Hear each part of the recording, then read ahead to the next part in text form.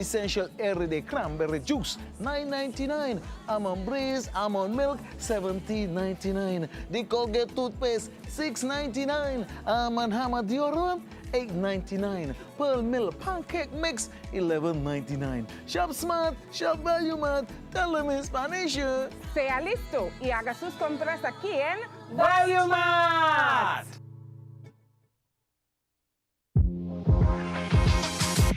Welcome to Island Tea with your faves. Keep it locked in with us for your... Back to school is here, and Digicel is making it extra exciting. Go back to school in style with a brand new laptop. All you have to do is activate a 3-day Prime bundle or higher. Switch to Digicel or sign up for a postpaid plan, and you could be one of 2 lucky winners. At Digicel, we're all about keeping you connected. So what are you waiting for? Get ready, get connected, and go back to school the Digicel way. Digicel, better connected for back to school. If you need protection, you need one who you can trust. To secure your investment, you need one who'll do you just. TDC Insurance, you're the one that you can trust. TDC Insurance, you're always safe with us. TDC Insurance is your go-to insurance company for all your insurance needs. We take pride in offering you the best solutions and ensuring our customers are fully satisfied. TDC Insurance, we take good care of you, guaranteeing you peace of mind. You're always safe with us. Welcome to Island Tea with your faves. Keep it locked in with us for your daily dose of hot tea, only on Win Media 98.9. And a pleasant good day to you and yours. The time is approximately 8 minutes moving away from the 9 o'clock hour, and as per usual, when you hear my voice, first off on Island Tea, you know that Hortensia won't be in today, but hopefully the Almighty Creator is sparing our lives. She should be in tomorrow. Okay. Without further delay, let me give you the numbers that you can call to interact with us and give whatever perspective you feel needs to be vented, aired. Feel free to do so by calling any one of these numbers: 466-0989, 662-0989, 762-0989, and in the UK 033-344-0065, in the US of A 718-285-6984, in Canada 305-921-4619. As I always say, if you call any one of those numbers and it doesn't work, feel free to move on to the other. Most likely you will be able to make some kind of contact with one of those numbers. The time again, 10 minutes moving away from the 8 o'clock hour. And what has been in the news? Well, before I go there, let me open the phone lines. Hello, caller. Hey, good morning, good morning. Good morning, Miss Henry. And how are you today? I'm fine, man. I'm so glad I got in. Want to wish our country happy independence.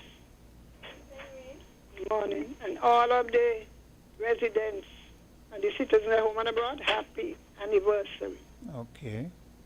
Well, let me start with some belated birthday greetings. Monday was my son Anthony, my one son Anthony. Yeah. Birthday.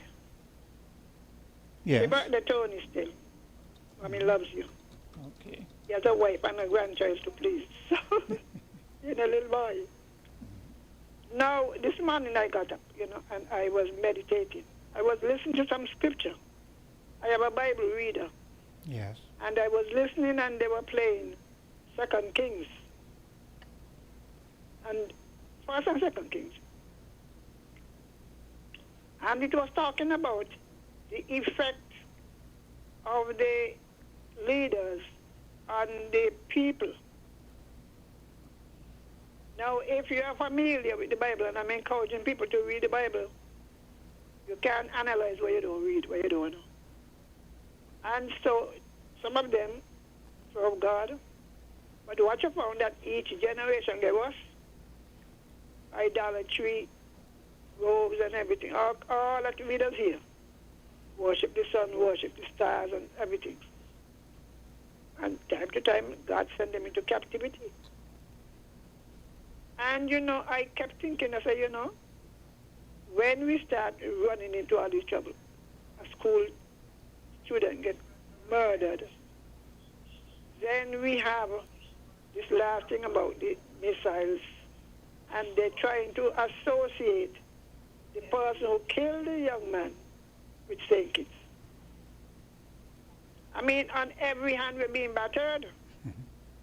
Our CBI program being battered. Other people taking advantage of us. And there's only one way out, Our leaders have got to repent, get their life straightened out. All of us too. And we need to take time to pray for our country. Independence is more than just jump up and carry on. I am saying with how the fellow came here to train. He don't need to come here to learn to shoot. He could shoot on any street in America. You understand what I'm saying? Yeah. I mean, I say, how absurd. It's bad enough. That's why I wonder when I heard it. I said, somebody planned those things, Somebody planned those missiles and wash up. If you know the terrain over by Marriott, a lot of reef out there. Yes. You know that, right? Yes. So I was wondering how those things come out of those reefs. Somebody's planting. But whoever it is, the Lord rebuked you this morning. We got enough trouble. We have enough trouble. And so we let down our defenses. I mean, how on earth you could link? So the man, somebody down here send him up to kill the fellow?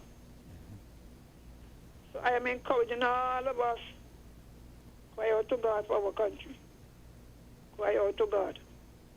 And all of you who engage in sabotaging the country, for whatever purpose, know for sure, whatever is hidden will be revealed. So everybody have a good day and take some time, all of us, to pray for the country. Yeah. All right then. Okay, you take care. Thanks for your call. Do continue to have a great day.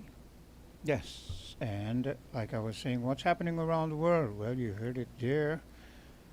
For the life of me, I don't understand how this little dot of an island is getting dragged into these things. But as she says, our leaders have to take stock of themselves, get in touch with the Creator, turn from their evil ways, and things will change. Hello, caller. Good day. Good day, Quint. God bless you and God bless the program and its listeners.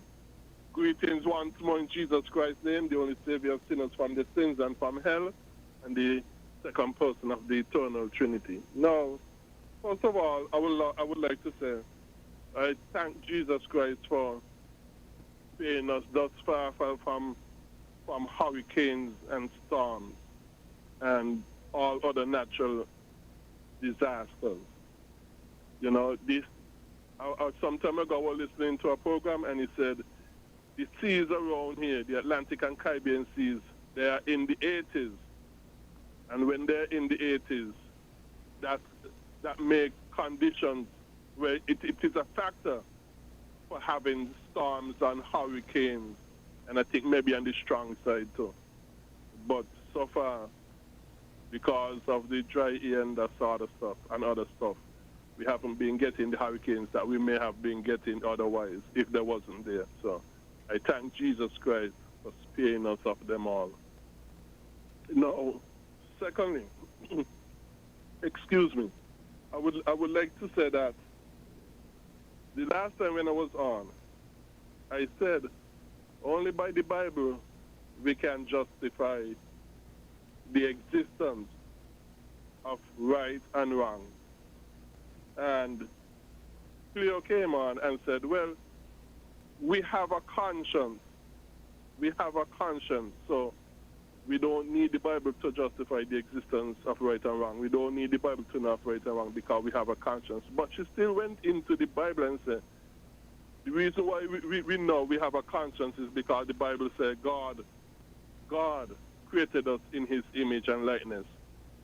And because of that conscience in us, because we are created in the image and likeness in us, why we know right and wrong. And I said to me, where she just solidified my point. She just strengthened my point because she had to go to the Bible to know that. Anyway, that is for that. And another point I would like to quickly make is that I was looking at a video on not too long ago. Yesterday, as a matter of fact, yesterday I was looking at a video, and two Rasta guys were in the market, the public market here, and they were saying things so hard now. I think it was on a weekend the video was made. If my memory serves me correct, I think they was making it on the weekend, or on a weekend. And the guys say we're showing the scarcity of the people in the public market here in Bastille, but blaming the government for having things so hard. And the reason why the market is so scarce with people is because the economy is so bad and so down and that sort of stuff. And Jew need to make sure the people them have money and that sort of stuff. And he is correct. He was correct with that. He was correct with that. But the thing is, though, I said to myself, but how come things so hard and things ain't ease up somewhat since the government, not once, but twice in recent time, increased the minimum wage? When things supposed to get a little better if the theories of government increasing minimum wage will make life a little bit easier and that sort of stuff. Well, how come instead of that things getting worse in the presence of a twice increased minimum wage by government? And I said to myself, you see, the Bible, every day I see the wisdom of the Bible. Do things the Bible way and things get better. You go against the Bible, things will get worse. And I've been saying, and I would always stick to my point.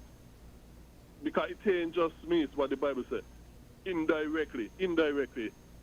You know, government increase minimum wages, they go against the God-given duty, and it would only in the end make things worse. Because but you know, Greg, that no one factor contributes to the overall result. There are many factors. Okay, so don't just pick out the increase in the minimum wage and blame everything else on it. You are correct with that, but I don't think you're going to give me the time to go into the other factors. Trust me. So I'm just picking out one. But yes, there are many other factors. And people, I don't want to make it sound like the minimum wage is the only factor. Now, and even when I mention the minimum wage, I do not want to make it sound as though one negative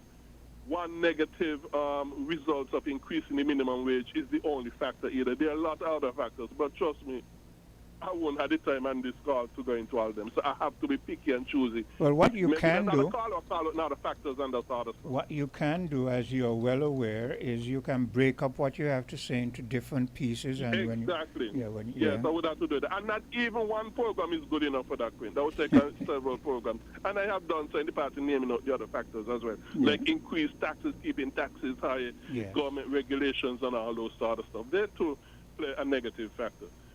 But for the time being, the short time I have on your program in this call, I only could name out one. Yeah. And yes, the minimum wage among other factors, let me put it that way, yes, do increase the downtown of the economy. Yeah.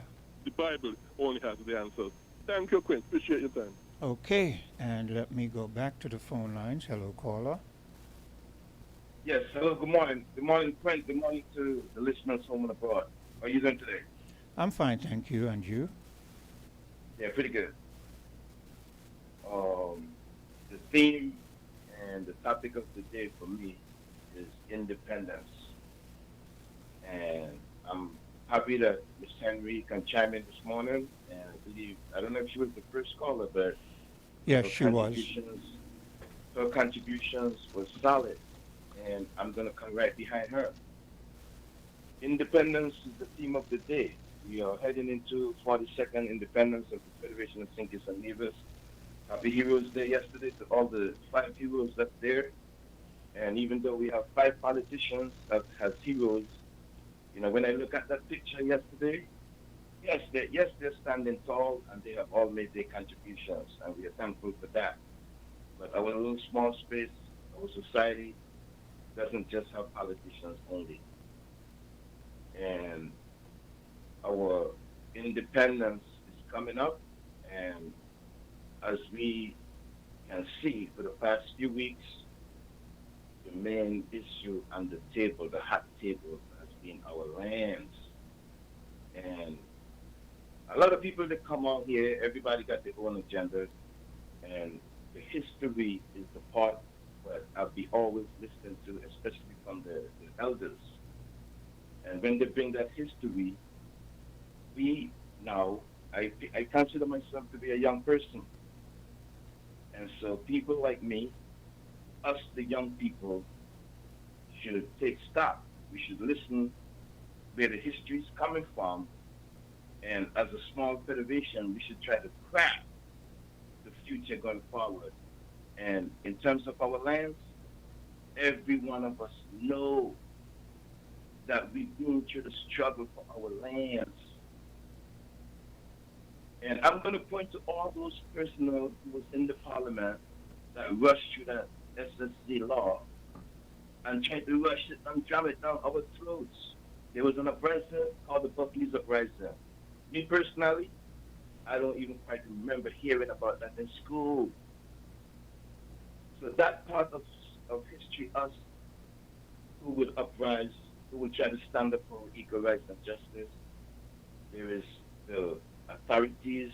You know we were colonized by the Europeans, and our society remained very heavily like that. So therefore, there is some minority people, they want to control. They don't like when we think and we educate ourselves, and when we uprise, they don't like that. They want to keep us in check. If we let our land slip away from us, number one, we are losing our independence, and we will never get it back.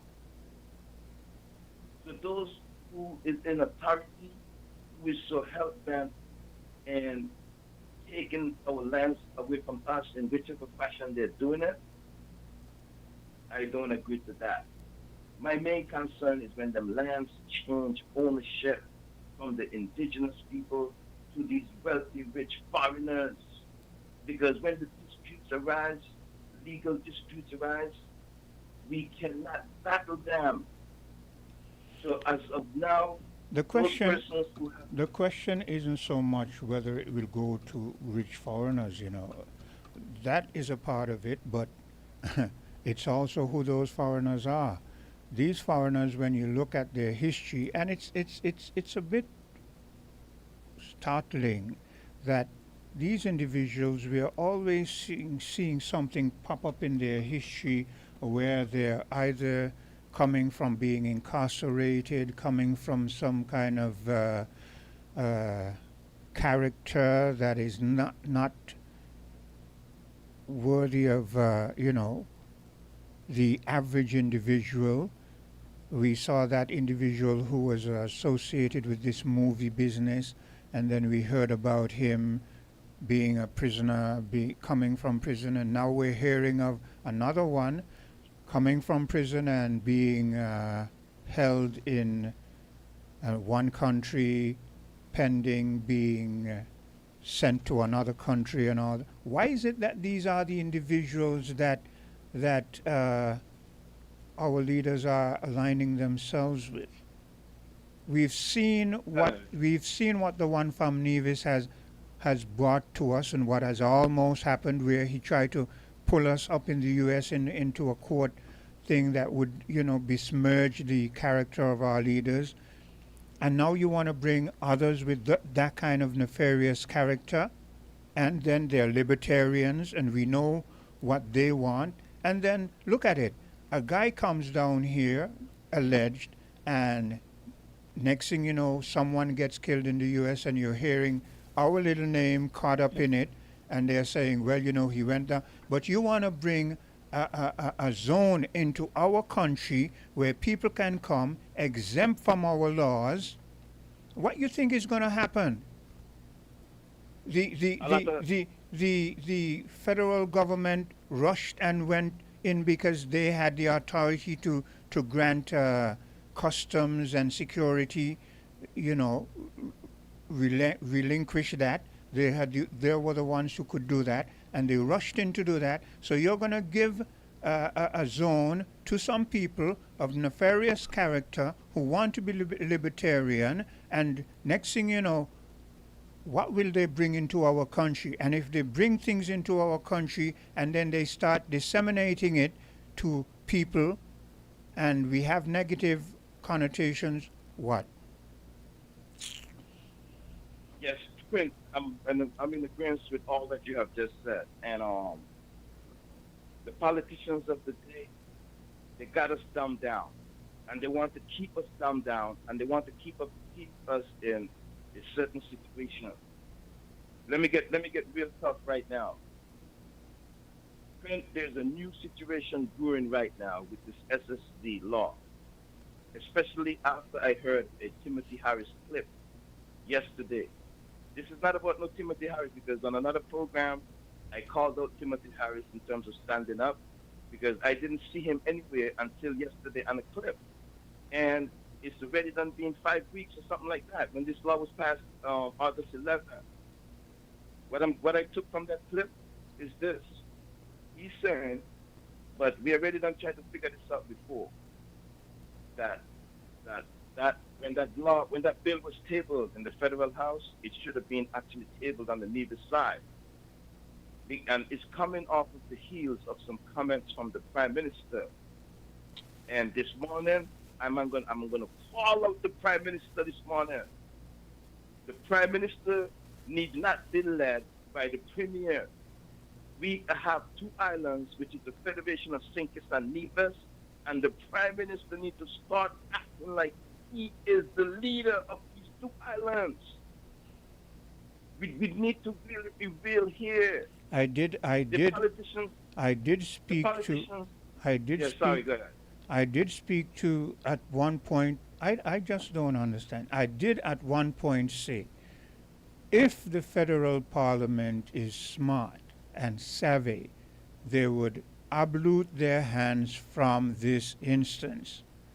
I said that, right? Because yes, this thing has a tendency to explode, right? The federal government could have abluted or washed their hands of this, and what would Mark have been able to do? But no, the fact that as I'm understanding, it has already been tabled, it means that they have sanctioned it. And I cannot for the life of me see why they would sanction something like that. As to Timothy Harris and Sean, what you just said that Timothy Harris said, it's good to hear, but I mean it's a bit too late. This is why I mean, Timothy Harris, there are a lot of people in this country who respect you, myself included. You pulled us through, no matter what people may say. You and Team Unity pulled us through COVID, and Sean and the others. There are people who have a certain level of respect for you. Do not erode that level of respect by not defending us. Hear what it is alleged you have said. What you should have been in Parliament to say this. That's correct. As a matter of fact, like I told you, I called him out before. I have called on all of them actually speaking, because, Quinn, if you're not opposing to me, you're supporting. I agree. Because at the end of the day, when the dust settles, Even though we're going through all this hullabaloo right now, Prince, I'm telling you, when these politicians get on the inside, I guarantee you they will try to keep that law there. But to the people of St. Kitts and Nevis, let me tell you this. We have also heard that the law, it's already gazetted. Somebody needs to come to the country and tell us that instead of keep operating in secrecy. If this law is gazetted already, we should know that. Just like any other law, we need to know when the law takes effect. That way, we don't go and break the law and get in trouble. So if we have these guys doing stuff like that in secrecy, they are not real leaders. They're just politicians grabbing for the bag. Man, we need to wake up and think and Nevis. We're not a violent society, but when you look around the world, and we are having protests around the world, we saw what just happened in Nepal. The leader of Nepal resigned in 2 days amidst all of the protests there. And you see and you see the ones who were protesting, all young people. Young people who have been trying to encourage to get involved in the political affairs young people without guns and ammunition, but with a will that things must change. All we need in St. Kitts and Nevis is the will. And I know you hear me come on here and preach this every time, but I'm going to make something real clear this morning. I'm not into a violent protest. But what I'm saying is it can turn violent. And well, here's this, Burl. Leave violence out of it, right? Don't even. Yes, okay, thank you. Yeah, don't even bring. Yes, just people can protest. Don't bring the violence part into it. Yes. Well, another thing that I would encourage or recommend, as we are talking about like people getting radicalized and all that type of stuff, as you mentioned that young man who made that shooting in the USA. I believe that things is really changing in St. Kitts and Nevis, and I would recommend to the Prime Minister again to designate a protest day so that we can relieve the tension in people's minds and in their hearts and their souls. Because if we do not get a release, then that word might creep back in that you don't want me to say. I'm not going to say it. Pressure bust pipe. When human beings get pent up, they act it out. They show it in their behavior. Just like how we have a carnival jump-up day, we need to have a day designated for peaceful protest so people can. I don't think we should put that on the Prime Minister to do. I think people if people feel that they don't like something, we're in a democracy and people still have a right to apply, organize themselves, apply to whatever, they need to make those applications and say the time and place and whatever. This has nothing to do with the Prime Minister because we live in a democracy. I'll take that back and align myself with you. Because I'll try to stay on what I'm really on. I'll align myself with you. I'll take that back. Yeah. The people have the right to peaceful protest by our Constitution, and we need to exercise that right when we so see fit. But going forward, me personally, this law needs to get repealed. So my mantra is this morning, as I close, is if we don't get our politicians to listen to the people, because when they don't listen to the people and they try to ram stuff down like this, it's a sign of dictatorship. So if we don't get them to repeal this bill ASAP, this law, my last thing I'm going to say. Look, people have a way of thinking. People have a way of thinking. If it is true that it has already been gazetted, that doesn't mean it has to go into effect. There have been laws that have been gazetted and we have not seen them move. So Yes, again, yes, yeah. When it's operational or what? yes. So I again, understand. the federal government, you do not have to. You can gazette all you want, but the implementation now is Yeah, there you go. that is the part. So if I were the federal government, I would not. Mark would have to try to do whatever he has to do on his own without any, and I would eventually find ways to thwart this, because I'm telling you, nothing good can come out of this. The only two things we have in these small islands, we only have land and people. Calypsonian shot us, that is what he said, right? We only have land and people. You cannot give away the land, or you cannot sell out the land to foreign entities, because when you sell out the land, the people have nothing. Okay, so Chris, let me get back at the Prime Minister. And I want you to wrap up too, because I want to take a commercial break. So make your point. So as I get back to the Prime Minister, it appears like he is now trying to wash his hands of it. He should not be reactive. He should be proactive. He should have washed his hands of what Mark is trying to do in the first place and shut him down. He says that Nevis is responsible for their own lands, but yet his name is on this bill in the federal house. Shut that down immediately, because he also said that it's stated in the Constitution. So if it's stated in the Constitution, don't break our Constitution, because now it seems like the Constitution was actually broken. And how could they get away with that? So to the people again, my last statement would be, if we don't get them to repeal this law, or like you say, yeah, it might not become operational, but if we don't see movement from our so-called politicians, then replace and repeal when the election comes up. Thanks a lot, man. You guys have a good day. Okay, And the time is 39 minutes moving away from the 8 o'clock hour.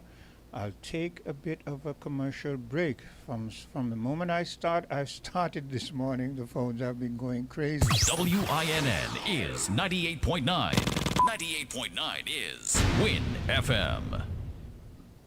St. Kitts and Nevis, Hartsford's Value Mart is saying thank you in a big way. Join us for Bag the Savings Customer Appreciation Weekend, celebrating 150 years of SL Hartsford and Company. This one's for you, our valued customer. From Thursday, September 18 to Saturday, September 20, every customer will receive a free limited edition reusable shopping bag while supplies last. Plus, shop on Thursday and Saturday. Spend over $100 and walk away with a free $20 coupon towards your next purchase. It's our way of showing appreciation to you. So come celebrate, stock up, and save big during Bag the Savings Customer Appreciation Weekend. Only at Hartsford Value Mart. Hartsford's Value Mart.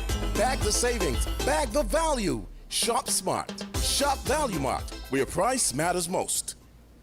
Church's Texas Chicken is on its way to St. Kitts and Nevis, and we're hiring. You can be part of our growing team as we open our very first store on the island. We're looking for motivated managers, friendly customer service reps, and hard-working kitchen champions. Don't miss out on this opportunity. Send us your resumes today at jobs@pizzaboys.com. Church's Texas Chicken. Flavor you love. If you need protection, you need one who you can trust to secure your investment. You need one who'll do you just. TDC Insurance, you're the one that you can trust. TDC Insurance, you're always safe with us. TDC Insurance is your go-to insurance company for all your insurance needs. We take pride in offering you the best solutions and ensuring our customers are fully satisfied. TDC Insurance, we take good care of you, guaranteeing you peace of mind. You're always safe with us. Back to school. school is here at Harper's. Yes, Harper's, it's where it's at with the widest selection of school and art supplies for all schoolgoers, from the tiniest preschooler to the big cool college students. Plus, everyone can enjoy a 10% discount and a chance to spin the wheel and enter our grand draw in September. And the bonus is, our friendly team is looking forward to welcoming you again and again and again. For more information, call us at 466-6500. Yeah, we got that. Welcome to Island Tea with your faves. Keep it locked in with us for your daily dose of hot tea, only on Win Media 98.9. And I'm back with you. The time 8:42, and where was I? Yes, I was saying earlier, just before that bit of a commercial break, only two things we have in these islands. Analyze it. Sit down and analyze it yourself, and you'll realize it doesn't take much thought. This isn't rocket science. There are only two things that we have: the land and the people. The people come up with ideas, initiatives, and concepts that push the development of the island or retard the growth of an island. But you can only do that if you have an island. And you can only have an island when the indigenous people owned the island. Okay? Good day. Okay, lost that caller. Feel free to call back. Have a little patience. When I see the light blinking, I would try to interact with you. Yes, so let me go back to the phone lines. Hello, good day, caller. Good morning, Quinn. How are you today? Fine, thank you. And you? I'm good, thanks be to God. Now, Quinn, what the Prime Minister trying to do? Pull a Pontius Pilate? Well, I would recommend that he pull a Pontius Pilate. I think that would be. I think that would be in his favor. It wouldn't be in his favor because when Queen Pontius Pilate did what turned Jesus over to be crucified, and then he washed his hand, pretend his hand was clean, his hand was dirty, the same. Well, and that's what the Prime Minister trying to do. You're kind pull of a Pontius Pilate. You're kind of right because the time when he should have pulled a Pontius Pilate should have been before they gazetted that, or before they signed off on it. So you're right. He should have put thought into it before getting involved and it reaching to the point where it is alleged that it has already been gazetted. So I agree with you. Sorry. I run into a thing called 2030 Agenda United Nations, right? Yeah. One world government, one world cashless currency, one world central bank, one world military, end of national sovereignty, end of private owned property. Yeah, we fighting for land. Yeah. Are we a part of the United Nations? Yes. Okay. Are we fighting for land? You hear? One end of private property, end of family unit, mandatory vaccine, universal basic income. They're going to give one income no matter what. With all due respect, some of those things are things. We are well aware that there are people in high places, rich people, who have wanted this from time immemorial. But I don't think this will happen. Especially, listen to me. Especially when you look at what is happening in Africa, the way how things are changing, and Africa is moving towards getting its own internet, setting their own laws, making sure that if you come to certain countries in Africa, these Caucasians, that you have to get visas just like how you demand. So if Africa hadn't begun to see that kind of a swing, then perhaps this would happen. But no. And then there's China. China is not going to sign on to this, and Russia is not going to sign on to this, and so no. People can wish what they wish, but I don't think this is. Yes, I agree with you. There are people who want this to happen, but it's not likely to happen.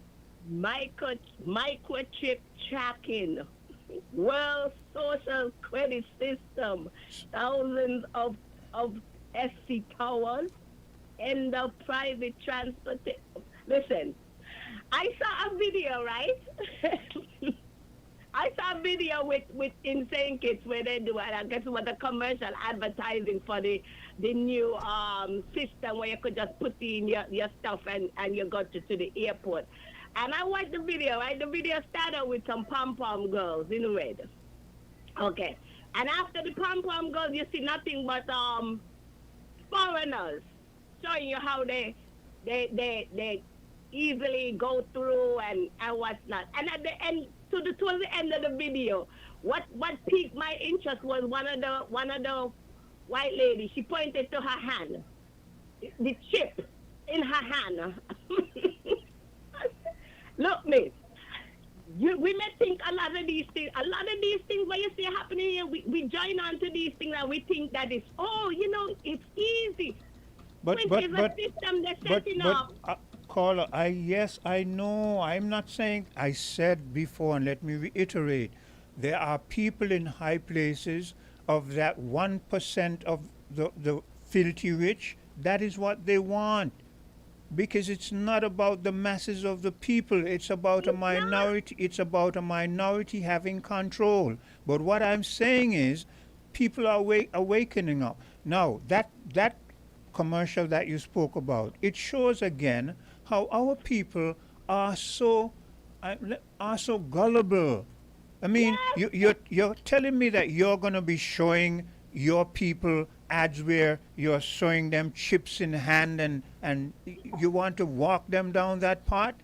I mean, come on. You see, this is the problem with us. We are so full of self-hatred. We don't feel and have any confidence in ourselves. So we go out there and we take everything from everybody. And the people out there do not have our good intentions at heart.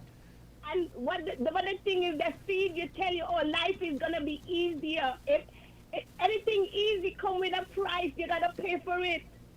It's a system that's setting up, and we buy on and we join up with these things and then realize what we're doing to ourselves. Look. Giving them easy access to you. Easy access. Oh, Lord. Look here. You see when you're going to the supermarket, look, we're so gullible. You see when you're going to the supermarket and you hear seedless grapes and seedless oranges and seedless watermelons and hear people, boy, I hate those annoying seeds and this. You don't see what they're doing. Exactly. They don't realize they're real. They're tampering. Stuff to kill us. They're tampering with nature.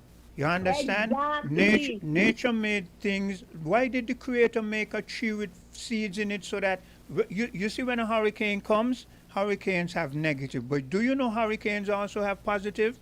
Because hurricanes take all of those seeds from all different parts of places and spread it all over so that humanity can continue to exist. And here's a bunch of people who are going and tampering with that. And then we say, I love my seedless grapes. And then you wonder why is it all of a sudden everybody has skin cancer, everybody has brain tumor, everybody has this. Do some research into, people out there listening, do some research into seedless fruit and you will see what they're doing to us as human beings. They're killing us slowly.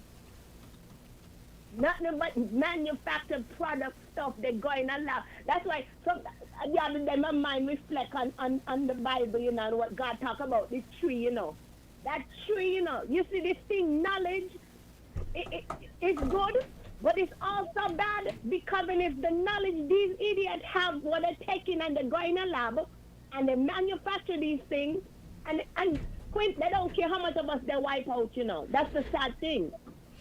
Yeah, I just had to run to the door and come back. But yeah, so I agree with you. There's a lot of things that they want to happen, but it's up to the people. It's up to whether the people realize that a lot of these things that they are implementing is not to our benefit. Okay. It's not for our benefit. Yeah.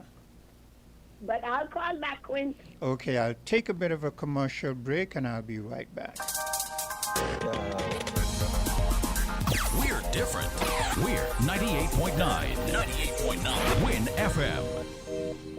St. Kitts and Nevis, Hartsville's Valley Mart is saying thank you in a big way. Join us for Bag the Savings Customer Appreciation Weekend, celebrating 150 years of SL Hartsville and Company. This one's for you, our valued customer. From Thursday, September 18 to Saturday, September 20, every customer will receive a free limited edition reusable shopping bag while supplies last. Plus, shop on Thursday and Saturday. Spend over $100 and walk away with a free $20 coupon towards your next purchase. It's our way of showing appreciation to you. So come celebrate, stock up, and save big during Bag the Savings Customer Appreciation Weekend. Only at Hartsville Valley Mart. Hartsville's Valley Mart.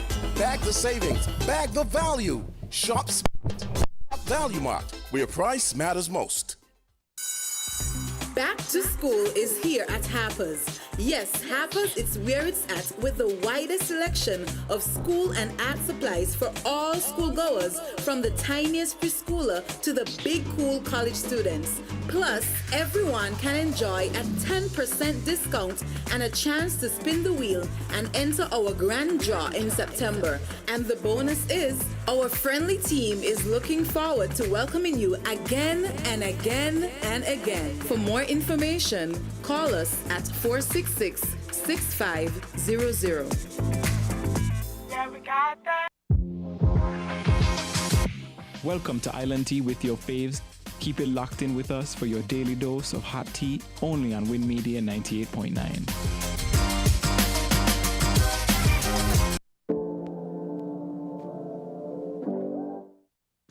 And welcome back. And I do have a guest with me, a new face, changed face, but associated with the consortium. So let me turn this over. And yes, let me make sure that I stop this first. Doing a bit of multitasking here. You will have to turn off your phone over there so that, because anything over there is going to come to the microphone. So, good day to you. Would you introduce yourself to the people? Good morning. My name is Edison Isaac, and I'm here on behalf of the St. Kitts Consortium of Farmers and Food Producers. Yes. And I'm here to talk mainly about our planting program that we launched just yesterday. Okay, just yesterday. So just speak up a little louder. No, you don't have to get too close because the mic they're very sensitive. All you have to do is speak as if though you're speaking to an audience. Okay. All right. Yes, that's it. Perfect. Go ahead. Yeah. So I was here before. This is actually my second time here in the studio. Yes. Well, this is the first I'm seeing you. So. Yes, I know that. So I just want to thank. Start off by thanking the listeners for joining me today to talk about... Did you say your name? Yes, Edison Isaac. Edison Isaac. Representing the consortium. Yeah. Okay, cool. Yes, so I want to thank the listeners for joining me today to talk about something that touches every kitchen, every dinner table, every household on the island. That is food security, farming, and the planting program 2025-2026. And I think your perfect timing, because we were just speaking about, implementations around the world where everything is seedless. They want seedless this, seedless that. And we were saying we want to stay with nature and growing food the way the Creator made them to be grown. Good. So go ahead. All right. So I want to start with a bit of context as to why we started the planting program in a sense. So, for far too long, the perception has been that local farmers, we can't produce consistently. And we know that is not the case. And in terms of the farmers, we are then led to believe that we have to compete against our fellow farmers. Yes. When imports fill the shelves of the supermarkets, and so we left to fight for the scraps. Yeah. And especially in light of the 25 by 25 and beyond, where we're trying to reduce import, we have to condition our minds differently and see that we are competing against the imports and not against each other. Seriously, you're because right. we have small farmers in St. Kitts. We can, when we look at the size of the farms abroad and in other countries, singly we will struggle, and we have been struggling.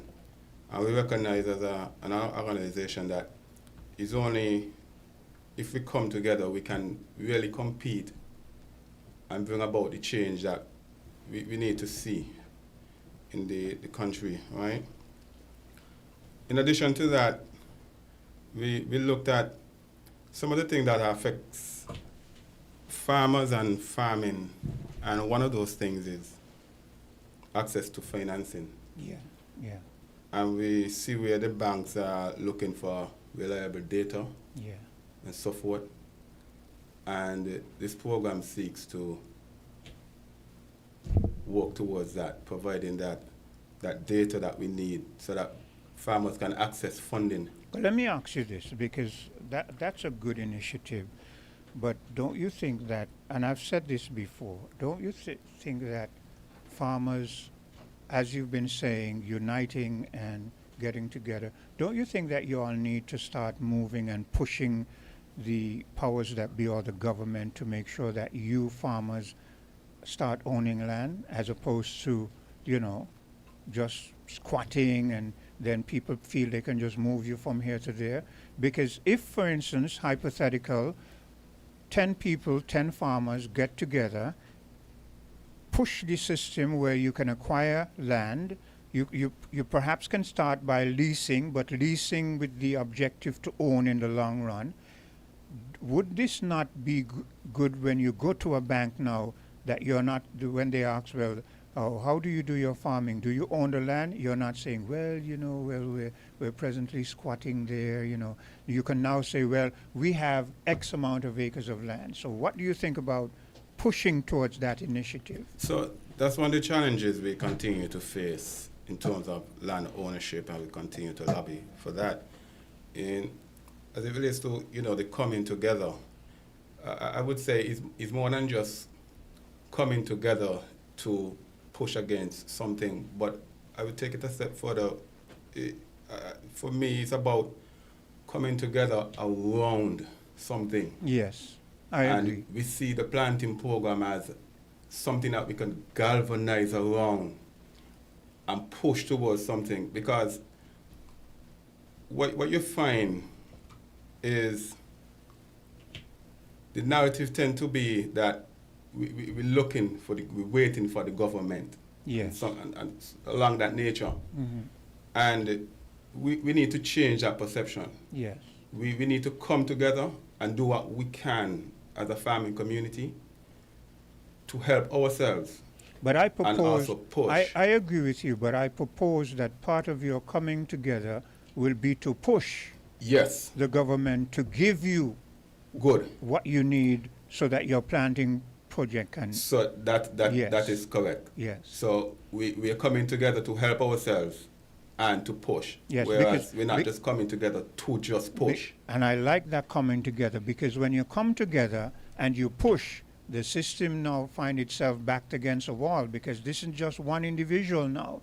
This is a bunch of individuals who are making demands. Mm-hmm. And we know the system only gets interested or impressed or feel threatened when it's a number of individuals. So I like that initiative. Good. So in addition to all of that, we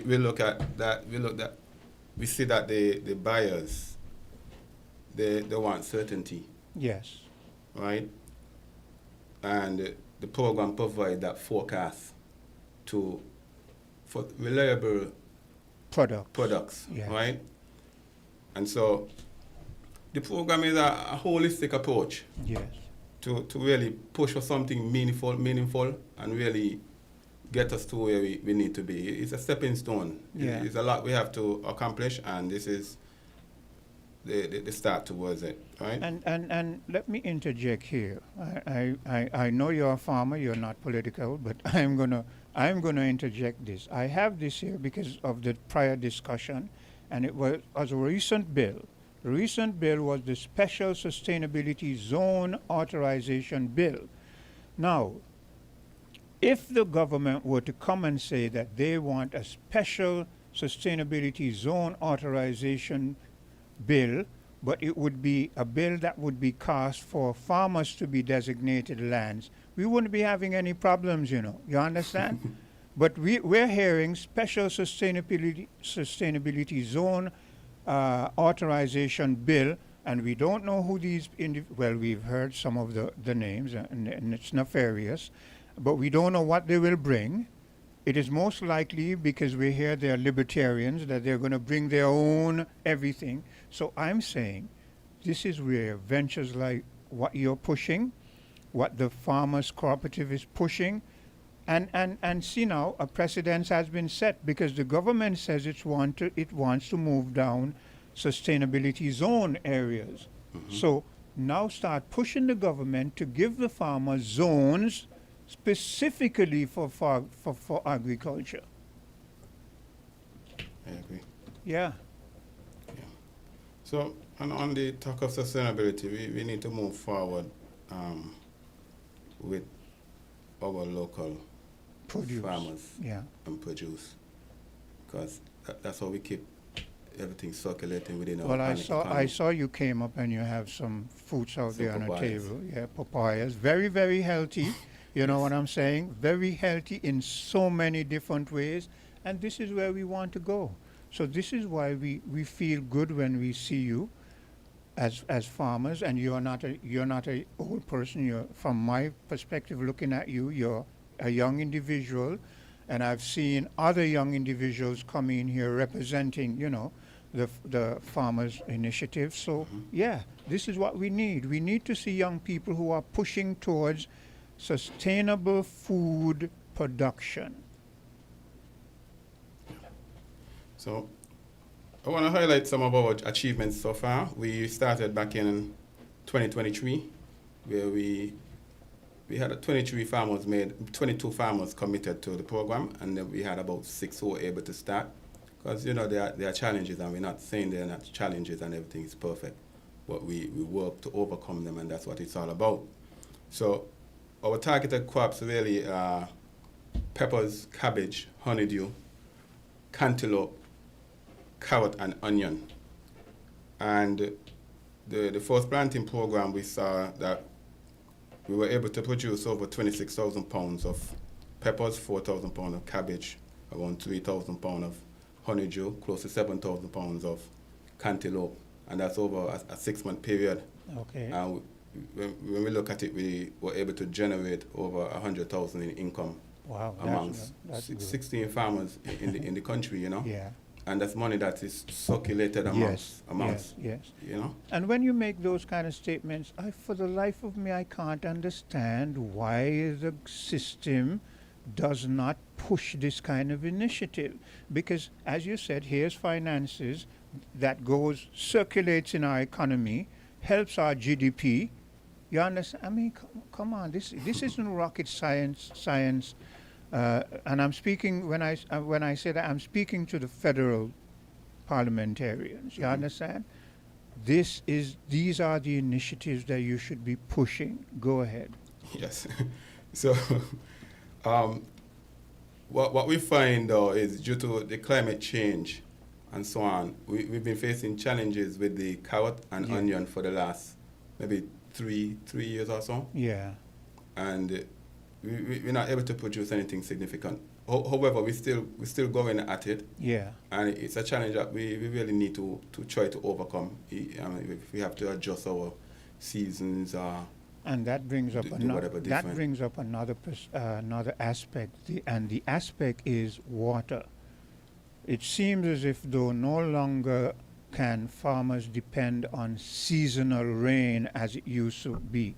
So again, this is going to be another thing that you're all going to have to push, where the system, some of those wells that have been dug and the water is not perhaps good for human consumption, perhaps something can be done to that where it can be used for just strictly farming, you know, if the water is brackish and that kind of stuff. So, yeah, these are initiatives that will need to be implemented because we cannot just allow the farming to decrease and decline. Yeah, so as I said earlier, you know, small farmers working alone, we tend to struggle. But when we come together and coordinate, we can make a difference. We could produce more reliably and satisfy the market needs in terms of forecasting and so on. And we see data as the backbone of the effort. Yeah. And from this, we're not just waiting for the system as it is to change. We have to make the push for ourselves and let the system rally behind us then. Yes. Right?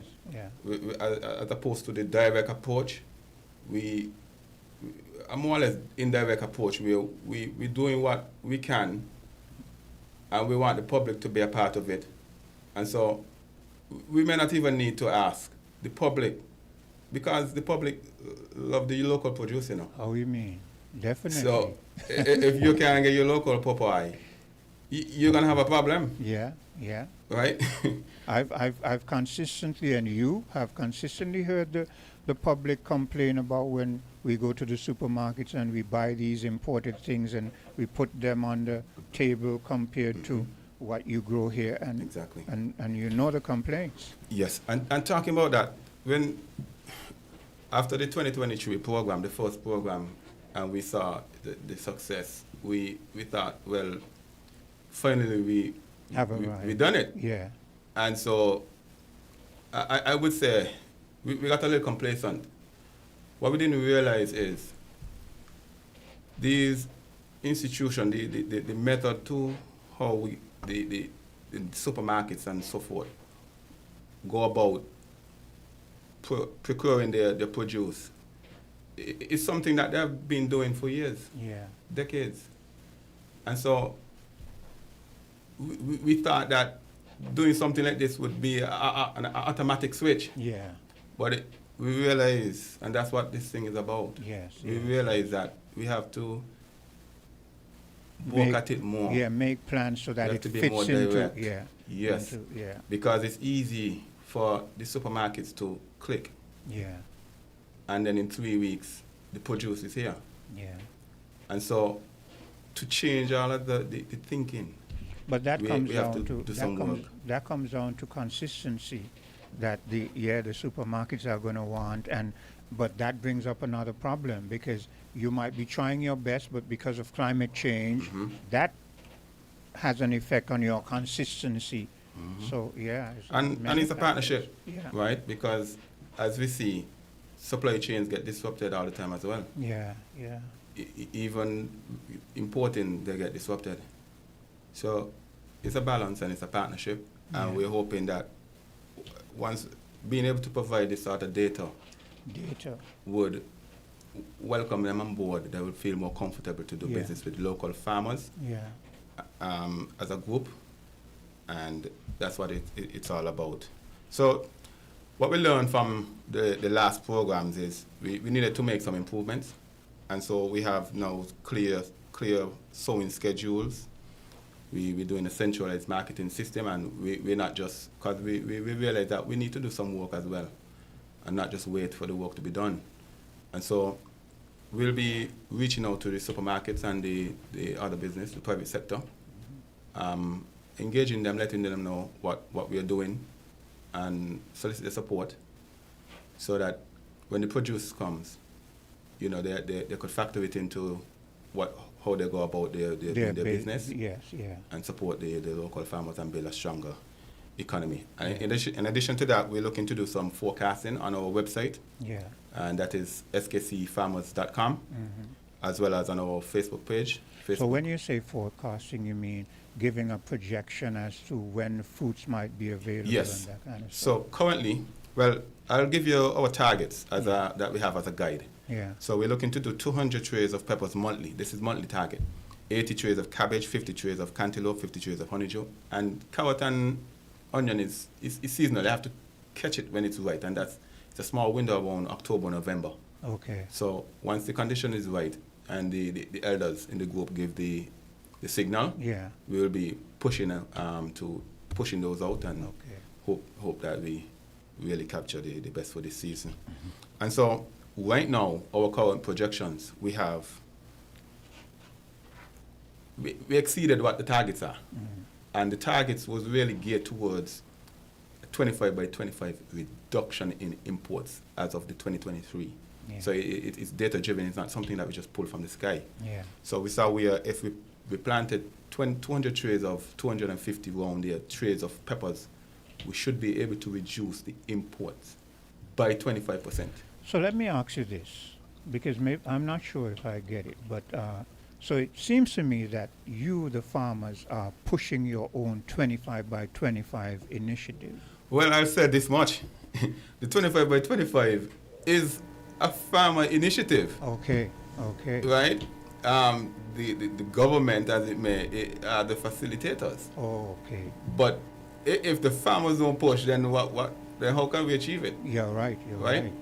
So that's why I'm saying that it's an indirect approach, so that we're not trying to push you, but we're doing what we need to do, what needs to be done, and we're hoping that you come on board. I agree. Right? And I like that too, because from our perspective, we, the audience out here listening, when we heard this, I thought that this was a government initiative, and they were trying to embrace and encourage the farmers to it. But then we were scratching our heads and wondering, well, wait, we're not really seeing that much movement. And we heard the farmers complaining. But it makes us feel good now to hear that whereas it seemed as if though the system has been kind of lax, you have not stopped. No, not at all. That is good. This is our livelihood. And that is good. This is our national duty. You understand? Right? And so actually the ministry did try to start their own program. Mm-hmm. And it almost seems like it was in response to starting our program. Yeah, yeah. And we don't know much about it. And I can't understand why, because the initiative should be, you're the farmers. You know what you need, when you need it, to supply the supply chain, which is the supermarket and that kind of stuff. So the system should be working with you, as opposed to, but you never know. But, I agree. Like I said, it makes me feel good and encouraged to know that you all didn't sit down and say, oh, well, what are we going to... Because I know there was a period when I heard farmers sit down, coming here, and they were very despondent. But it's good to know that you have not given up. And it's not that the situation improved per se, right? Yeah. Is that we recognize that we have to do what you have to do. We have to. Yeah. The challenges may even be greater than before, to be honest. Yeah. And I might go into a bit depending on the time that, once I get through. Mm-hmm.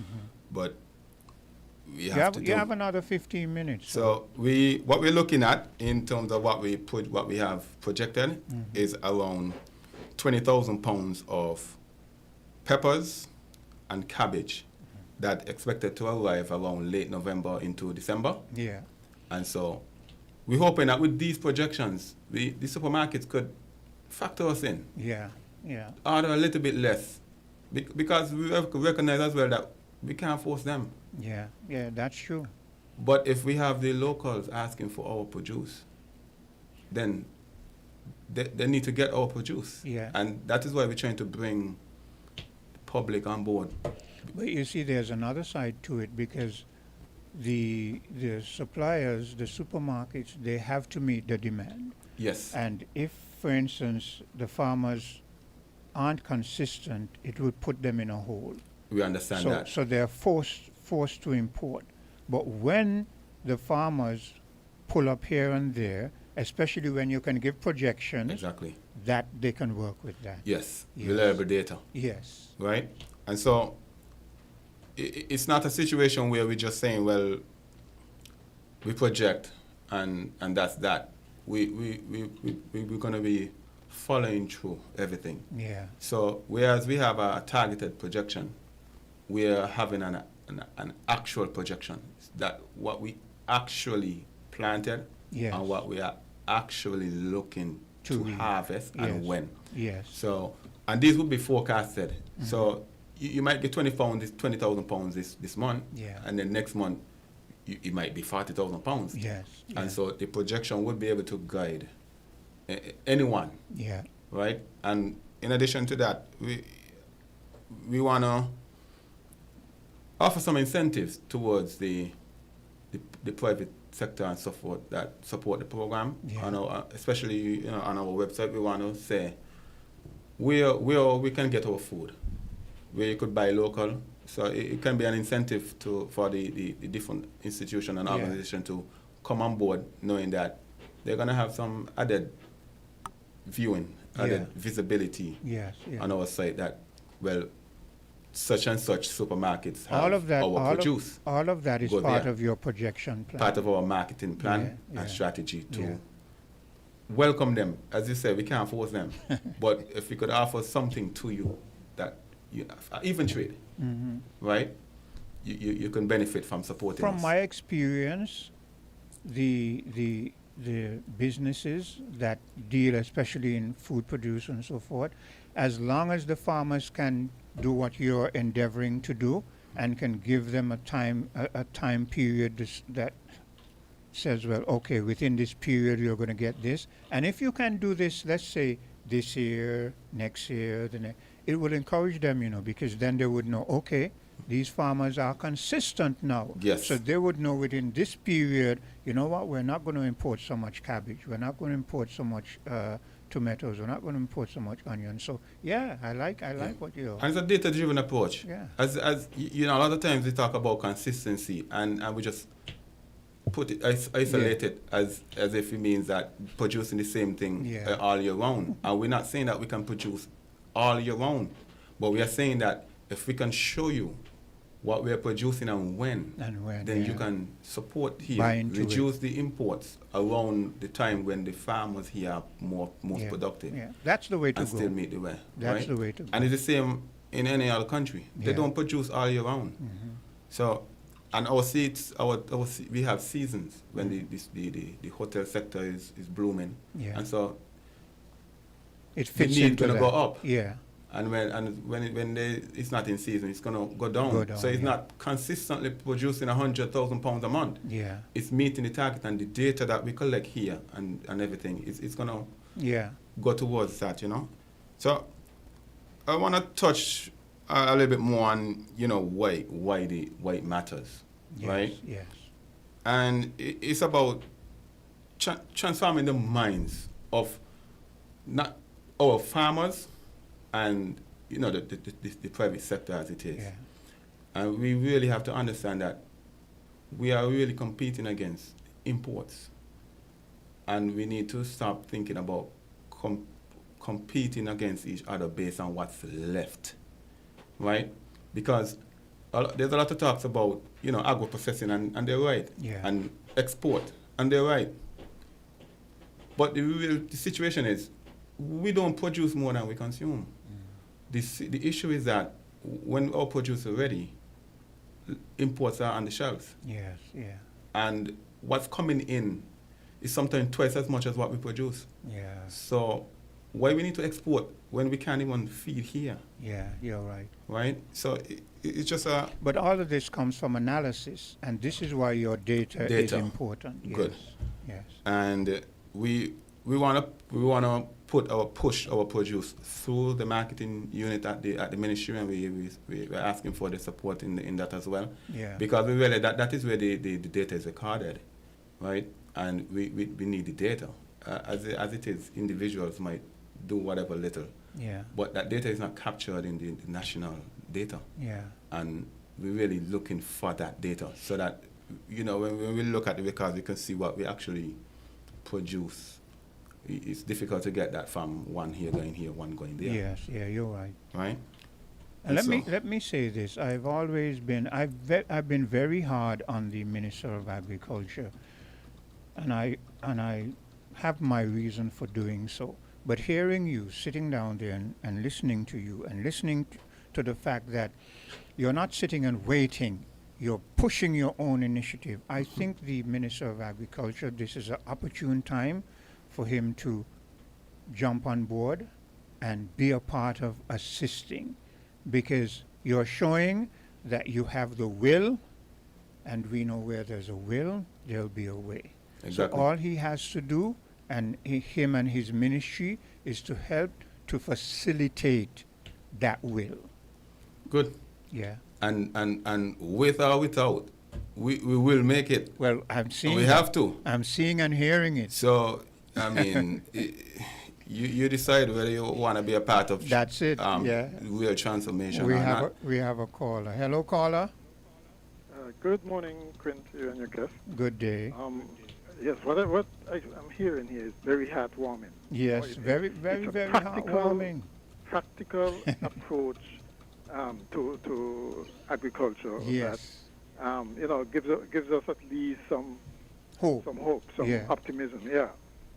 And once this plan is worked, I think it could really bring great dividends to everybody. Yeah. Okay. The only thing is, really and truly, the government has the authority to effect a lot of what your guest wants to see happening. Yes. Okay. And yes, I understand the tendency, well, not tendency so much as they might want to go around them, okay, because they have not had a lot of support in the past. But I still think that they should try to involve the government. And we do. Because really and truly, if you really concentrate on, let's say, the supermarkets and the owners and so on, they can tell you yes, but not follow through if they don't have the kind of stick behind them.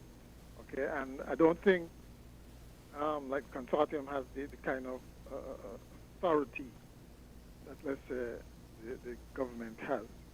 So I'd still try to work with the government. But that is what Mr. McMahon, that is what he says. When he started, he said, look, we realized that no one was really paying us heed. We were not getting the kind of push that we expected. So we decided we're not going to sit down and wait. We're going to push the initiative and hope that you see and buy into it. That is what he said. Yeah. Meaning the system.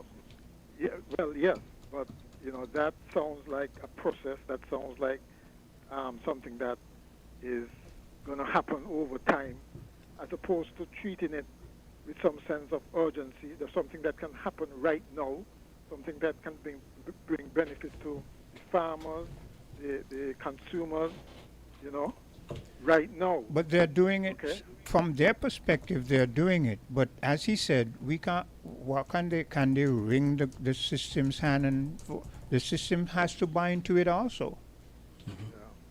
Yeah. So. But it's good. It's really good that they're not just sitting on their hands. Yeah.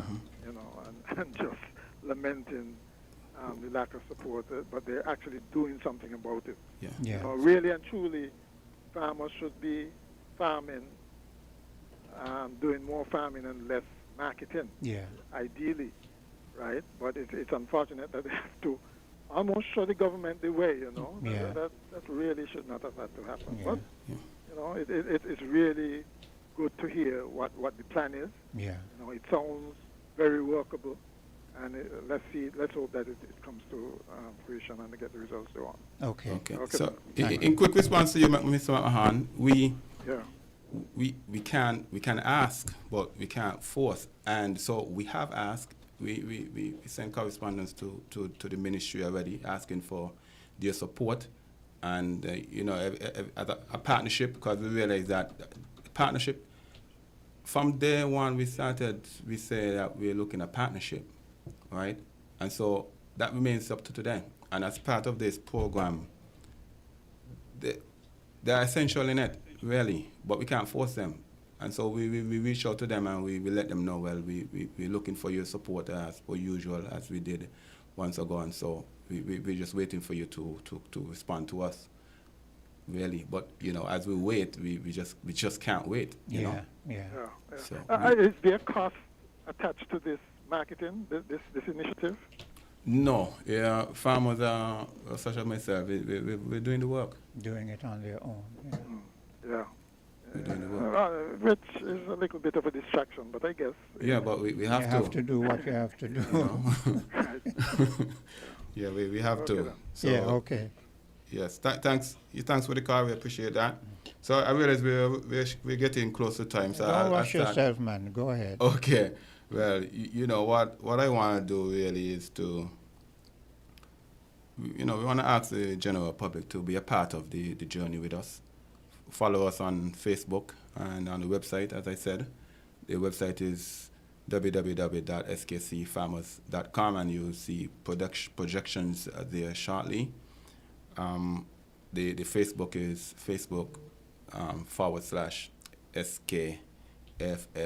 /SKCFFP, St. Kitts Consortium Farmers and Food Producers, and you could follow us there as well. And the public, you're important in this journey, and you may ask, how can you support? And it's simple, when you go to buy produce, you ask for local. When you invest in our local farmers, you invest in food security, and you help to change the narrative and the way we perceive things, especially for the different supermarkets and so on, right? And for the supermarkets, the hotels, and the restaurants, we want you to plan with us. We want you to consider our forecast. We want you to prioritize our local produce when you're doing your purchasing, and to give our farmers first preference before importing, right? And together we could keep money circulating in our economy, and we could keep fresh food and healthy food on our table. Yeah. And to our farmers, this program is a chance for you to be a part of something bigger than any individual farmer. And sign-ups continue. We're not closed off, so people, as of now, we have 20 farmers who gave the pledge, and we started sowing, and this you could follow this on our Facebook page. We started sowing, we officially launched it yesterday, and so you could be a part of it. And farmers, we really contribute to something bigger than ourselves and our collective future, right? I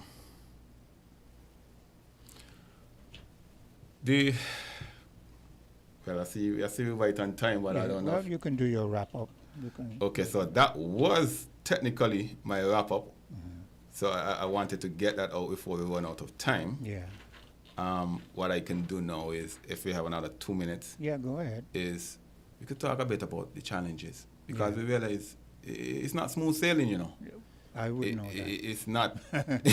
It's not that it's easy to accomplish. Yeah. But we recognize that we have to work on it. And one of the things was really changing the thought process, and really how we go about conducting business in terms of the supermarkets, and how easy it is for them to just order. Yeah. And so over time, we're hoping that this would really cement its way in the process of how we go about doing our business. And some of the challenges now is, as it continues, access to inputs and support, as Mr. McMahon said from the ministry, right? Yeah. In some areas it's a little better, in some areas it's way worse. Yeah. Right? And it's a challenge. It's a Yeah, challenge. yeah. Right now, like I'm speaking from experience, it's hard to get the inputs that you need.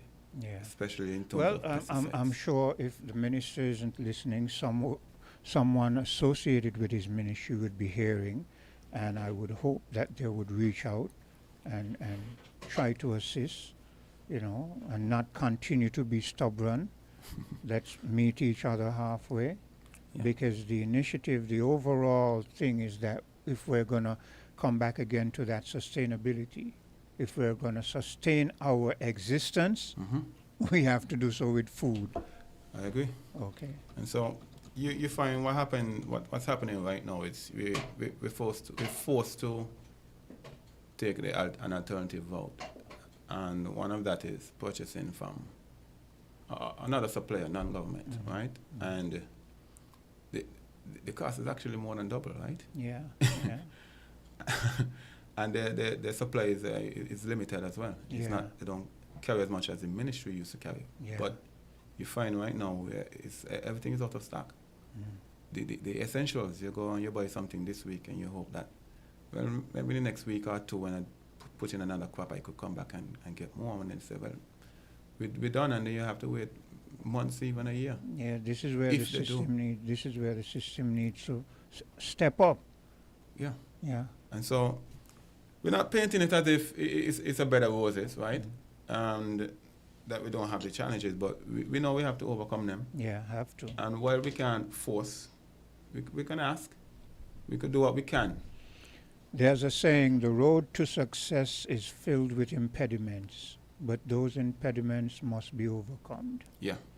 And we can do it as an organization, right? Yeah. And in closing, for the consortium, when we started this, we wanted to see as well as an organization our capacity to carry out such a program. Yeah. Right? Because it's not the simplest of things to do. And when you deal with individual farmers, people in general, it's not always the easiest thing to organize. And so we wanted to assess our ability as an organization, an NGO, to really undertake such a program and sustain it.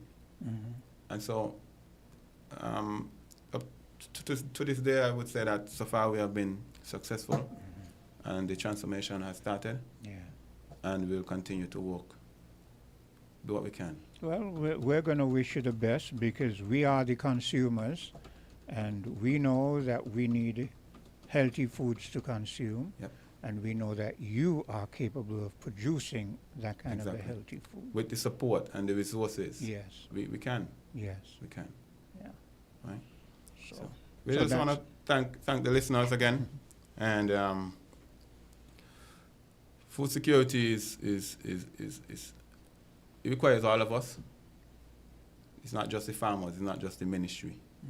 It's the supermarket, the stakeholders, the buyers, the regular household, the farmer. It's our neighbors. And if it's not your neighbor, it's your grandchild or your daughter, friend in school. Their father is a farmer. Yeah. And when you go and your child come home and say, well, they had watermelon in school today and you didn't send them with watermelon. I mean, where do you think they got it from? Yeah. It's the same local farmers. Yeah. Right? So, thanks again for listening, and we look forward to the partnership with everyone and building a stronger, safer. And let me say to you, thanks for coming, and when you can't come, get someone else to come so that we can see some strange faces occasionally, you know what I'm saying? Okay, so thank you for being here, right. and continue keeping your shoulders to the wheel. Thank you. We're different. We're 98.9. 98.9. Win FM.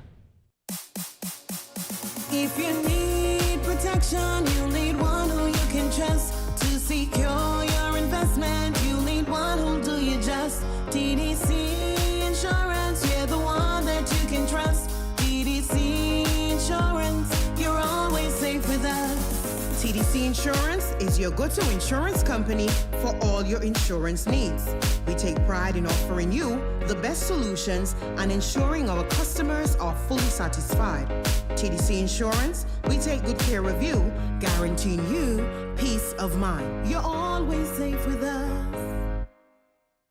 Too often, customers are counted but not valued, like mere numbers, statistics, transactions. But at Flow, we're rewriting the rules and prioritizing you, our valued customers, who have been with us through every milestone, every moment. That's why we're putting our money where your loyalty is. Flow customers claim your $600 gift card when you add internet to your current postpaid plan. Because loyalty isn't a one-way street. At Flow, loyalty flows both ways.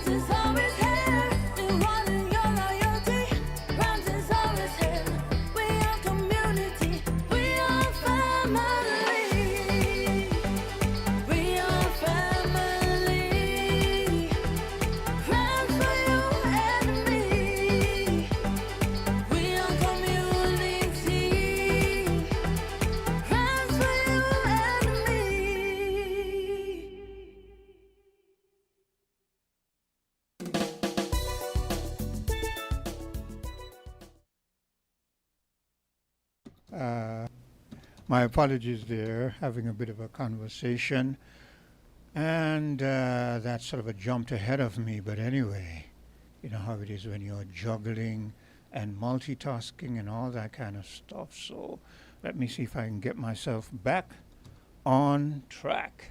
Well, I'm going to do a bit of a segue. Quite interesting program just a while ago with the Farmers Consortium. And good to know that, yeah, like he said, and he reiterated a number of times, you got to do what you got to do. And if you're going to sustain human existence means that humans must be fed. Sustenance. That is how we survive. So it's good to see that the farmers are keeping that initiative. Okay, so let me see if I can go back to the phone lines. Hello, caller. Good morning, Quint. Good day, Journey. Quint, it's not easy getting in on the 66 or the 762. It appears that it's only the landline is working. Well, that's why I say try one and miss one. What the song say? Miss one, catch the other. I'm telling you, it's not easy. Quinn, allow me to share something. I wanted to share this with the listening public from since Monday. Permit me to say good morning to Mrs. Henry. Yeah. And to mostly the Christian community. Now, Quinn, I've said before that we are on a journey, we are on a path, and our purpose here on earth, there is no finality from when you become aware, Quint, of as to our purpose here on earth. Now, Quint, the civilization of African as a blueprint on this planet is what we all have in a book given to us by our oppressors. Now, I want to share some esoteric knowledge, sacred knowledge of the universe, Quint. With your permission.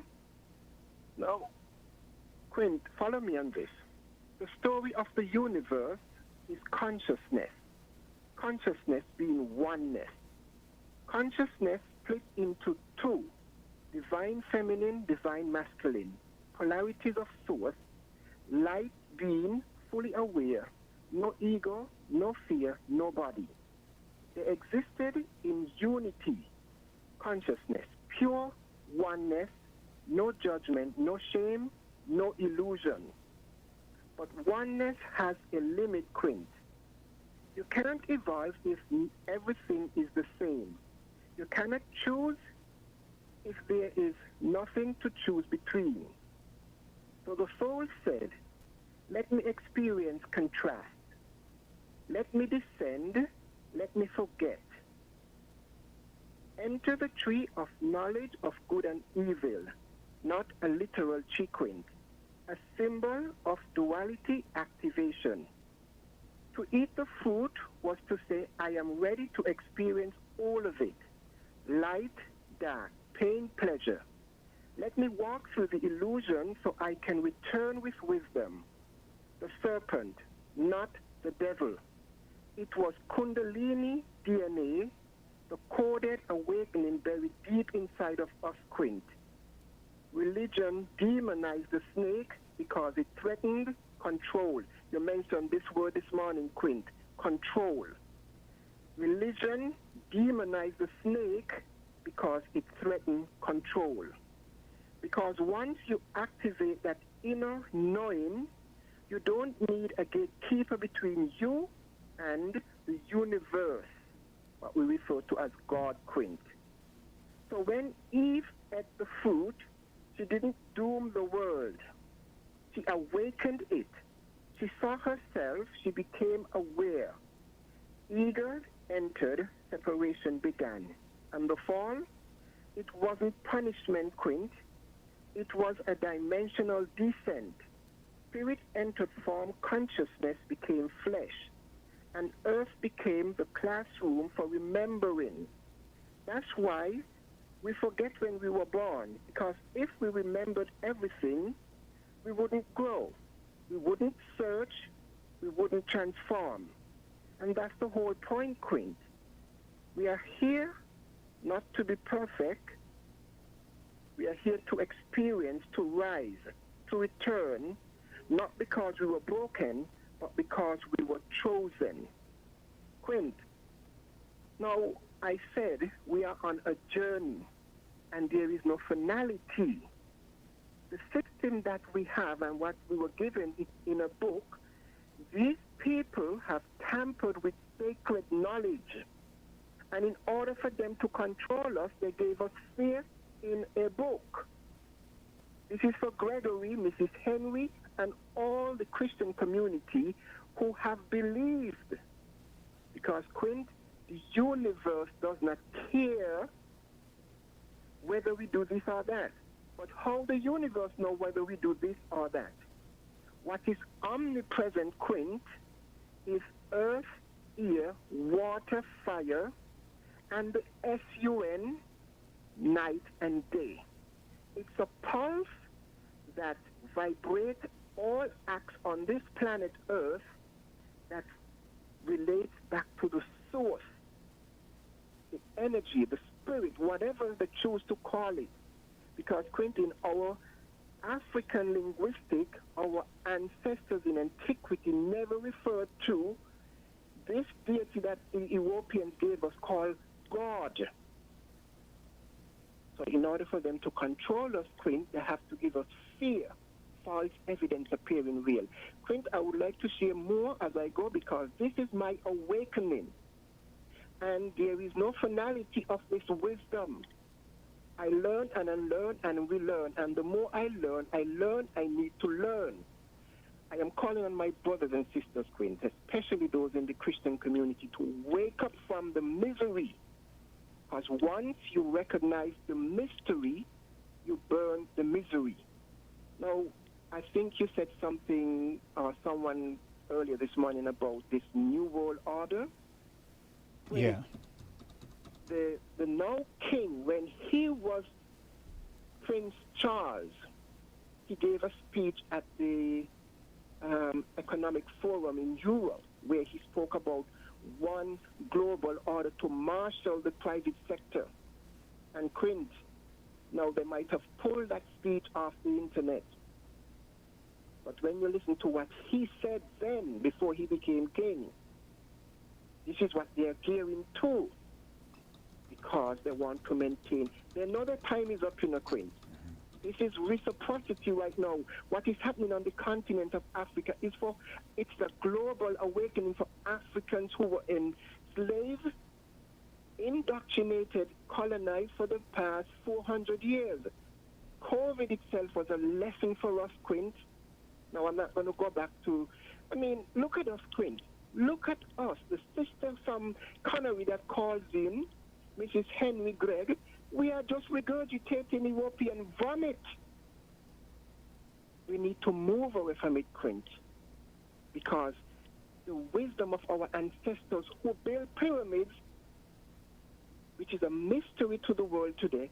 Look at us now, we're building churches, when the same books of the Most High does not dwell in temples made by hand.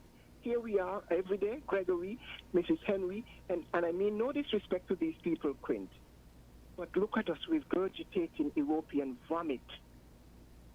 European vomit. The fake idol that they gave us in their Jesus is a metaphor of the SUN that was crucified in the winter solstice every 23rd of December, and it returned. It spent 3 days in the cold, and they brought cosmology down into ecology, and they tampered with our sacred knowledge, Quint. But here we are. We swallowed their misery wholesale.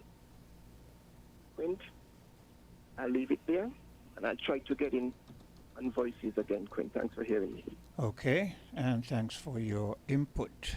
Well, just before that bit of a commercial break, I said I was going to do a bit of a segue. Well, I can't even do that right now. The phones are, hello, caller? Yeah, Quint? Yes. Yes, me again.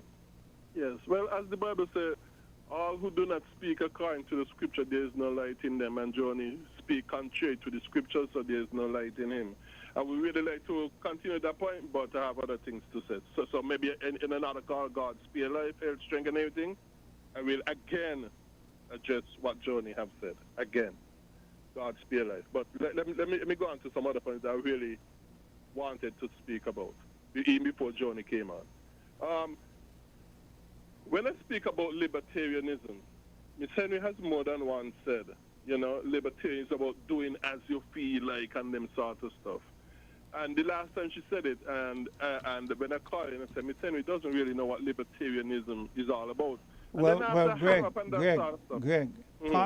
part of the initiative of these individuals who we see popping up recently pushing libertarianism, this is their kind of libertarianism. This is what they're pushing. They want autonomy to do what they want, when they want, how they want. Libertarianism, if you read as Cartentia, as Cartentia had read out the definition, party definition is pushing people responsibility, personal responsibility, and not only personal responsibility. It is also about respecting the rights of others. And most overwhelming vast majority of libertarians go on man-made constitution to say, okay, there is where our personal rights are in these man-made constitution, which is wrong, which is wrong, because our rights and responsibilities come from the Bible. So all of that is part of libertarianism. It's not about doing as you feel like, as you want. And people could push anything in any, because people push all kind of evil and wickedness in the Bible's name, in Jesus' name. So then you've come down to what I'm saying. People push their initiative because they have their own agenda. So people can label things whatever they want. Whatever they want. The ultimate thing is that in the end, they know what they want. So it is on us to scrutinize them, and no matter what name they give things, we are supposed to be able to assess, analyze, and say, well, okay, I hear what you're saying, but no, we don't want a part of that. Yes, right. But what happened is that people, because like I tell you, go to dictionaries and find out the meaning of words and terms and start. That's one way to do your research. There are other ways as well. But what I'm saying, a lot of people get mixed up between, including Miss Henry, I believe, is getting mixed up between libertarianism and libertinism. Libertine. There's a difference between a libertarian and a libertine. libertine. A libertine is someone who doesn't have no morals, doesn't believe in personal responsibility, doesn't believe in personal standards and themselves. They believe in doing whatever you feel like, anytime you feel like, and that sort of stuff. That's a libertine. But Greg, to come back again, we know Miss Henry. You know Miss Henry. I know Miss Henry. We know Miss Henry is no fool. So Miss Henry knows what libertarianism means. But what I said before, but what I said before, and I reiterate, we've been seeing okay, you say she doesn't, but when you have a group, she doesn't. Listen, I say she does, and here's why. What you say goes contrary to the meaning. But this is what I'm saying to you, Greg. When you have a bunch of people who picks a name and represents themselves according to that name, we don't always picks a name and represents themselves according to that. We want to have the right to do whatever we want, mind you, in your proximity, in the midst of your proximity, but yet still an area inclusive of them only, exclusive of you, and they want to do what they want when they want. Yeah, and there are people who call themselves Christians would push the same agenda. But when I want to know if a person representing or misrepresenting something, I go back to the source of that thing that tells me what it is from what it isn't. For example, if there are people who say that they're Christians and pushing the Bible, but then when I read the Bible, I see that they are very far from being a Christian. So I know that they're misrepresenting some, just like a libertarian. I go to dictionaries and that sort of stuff, and I find out, hey, these people are misrepresenting libertarians. They're actually libertines. Okay, so you have strengthened the point. You made a perfect example. They call themselves Christians, but they don't live up to. But what are we going to do? If we just see them and we don't know them, we don't have time to investigate them, what are we going to call them other than what they call themselves? But those who have the time and has done the investigation, they should speak the truth, like me. I should speak the truth. But anyway, that is one point. Another point I'd like to make quickly, Quint, as well. Contrary to what you said, I believe different. Team Unity did not pull us through COVID. When I say, let me clarify something here, because I know when I make statements, people just look the broad context. Okay. I don't agree with everything that was done during COVID. I am one who was not going to take any vaccine, and I did not take any vaccine, right? Very good. And I had a problem with you forcing that on us. But I said they pulled us through. Are we not alive today? They did certain. Not because. Look, listen. We are alive today in spite of what the government did. Well, the government did some good things too, because I remember some things that they organized that we, the people, were able to fit into, and they worked along quite nicely. But I'm not going to say that they did everything perfect. But then again, nothing is perfect. We all have flaws. So when I say they pulled us through, I mean they pulled us through, but I don't mean they did everything right. Okay? So for those who are out there like you who wanted to paint everything with a big brush and say, no, I don't agree. Like I said, I wasn't going to take any vaccine, and I did not.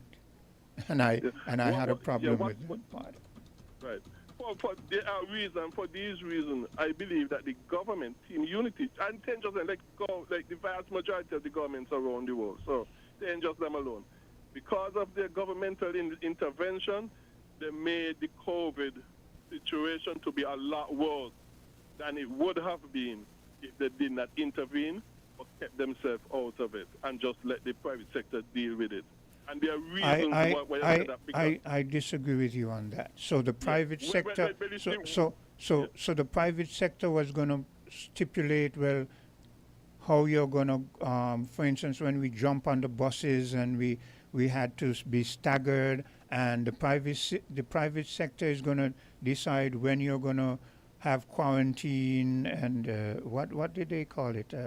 When social distancing and yes, and for instance, you're going to decide who's going to come into your ports and all that kind of stuff and so forth. Right. You know, so what the private sector would have done, which governments prevented, they would have applied the early, effective, proper treatment, like ivermectin. Remember this thing. Hydroxychloroquine. Look, Greg, and vitamin D and so on. Greg, remember this thing dropped on us like out of nowhere, you know. One day we heard this thing and next thing you know, it's hitting all over the world and next thing you know, it's on us. This thing came out of the blue. No, it didn't come out of the blue, Quinn. It didn't come out of the blue. As a matter of fact, by March, by February, around March, in 2020, it was done, established that there were very effective early treatments against it. But you know what happened? I'm not speaking about treatments, and because you're speaking of after the fact. I'm speaking about you're going about your daily business. Next thing you know, you hear a talk that something is in the air. People are dying in certain places. This was loose from, we heard, for instance, China. It is alleged. And next thing you know, in no time it was on us. That is what I mean. It caught everybody, ships out there in the sea. Almost everybody got caught unawares. Very early, like I said, very early, it became known that this thing can be properly and very effectively dealt with certain these things. The disease would not have been anywhere near destructive as they say it was. Like I said, that's another thing again. Like I said, I hear you on that. But my point is that, to what you said earlier, I am saying this thing came and it hit the world quickly. Yeah, it hit, but also what I'm saying is that how to deal with it also was quickly found out. Was very quickly found out as well. And who tell you it was quickly found out? Even now when we do our research, people are still speculating about this. And 2020 is what did they say? Hindsight is 2020. Now people can always look back and say this should have been done and that should have been and this would. But there was still experimental. You know, people were saying this, that. This is why I agree with those who were saying, look, we don't understand. No, nothing. No. It wasn't speculation. It was facts that hey, there these was things, there these were no treatments are effective. There were no facts. There were facts. There were It people. was known. For instance, there's something that you tend to say. For instance, with plastics and that kind of residue, microscopic plastic, and you say, well, there's this thing that you can use. Whatever you call it, lychee or whatever, kimchi. Right?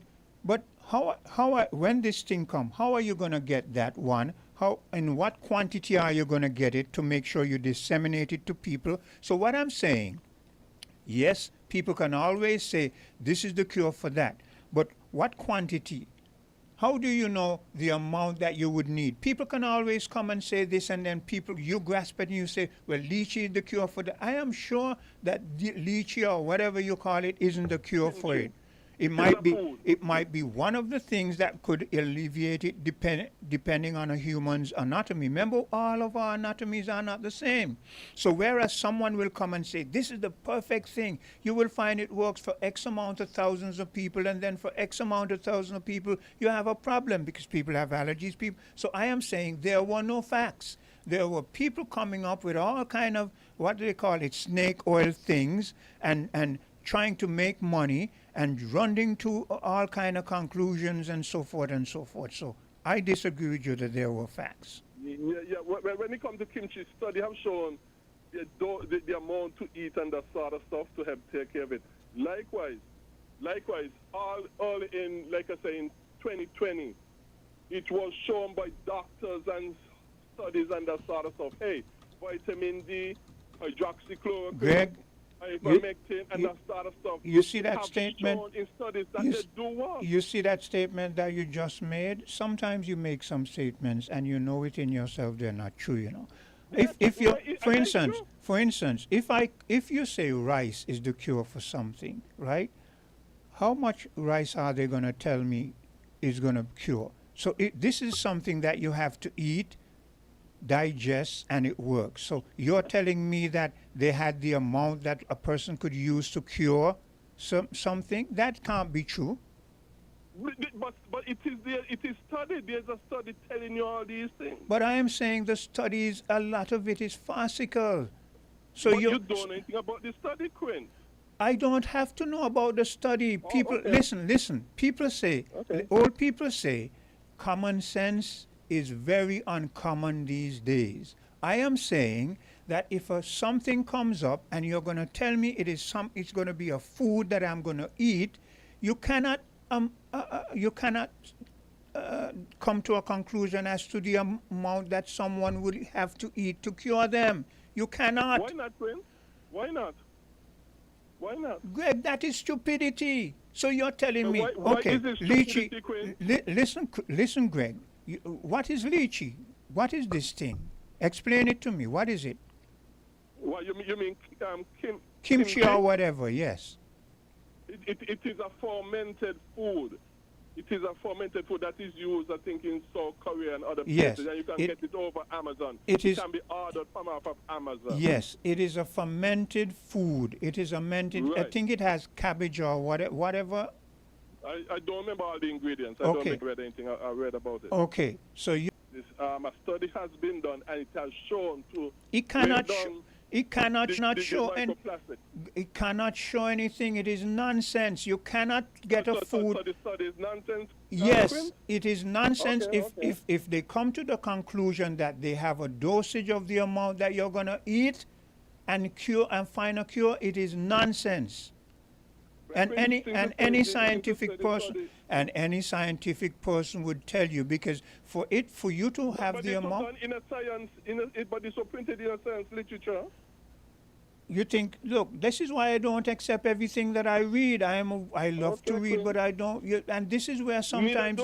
But you come out with these things and push it on us.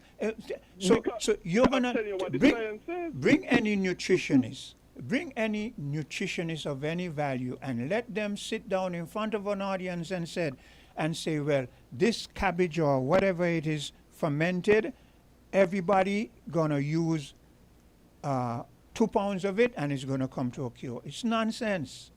How much ever they say, it's nonsense, because what they would have to do is they would have, see, you couldn't even tell me the amount of ingredients. They would have. I haven't read it. It's a good one. I haven't read the article. I read it some long time ago. I haven't read it recently. But whether, I don't remember everything that I read, Quinn. But whether or not it's a long time or not, the point is, Greg, that you cannot, in something that you're going to eat and digest, determine the amount that you're going to need for cure when you're dealing with a vast number of people. Anyway, I'm 6 minutes over time.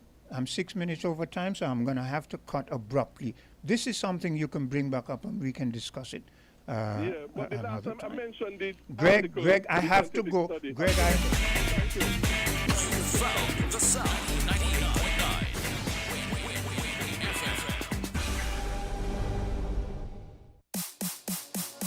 If you need protection, you need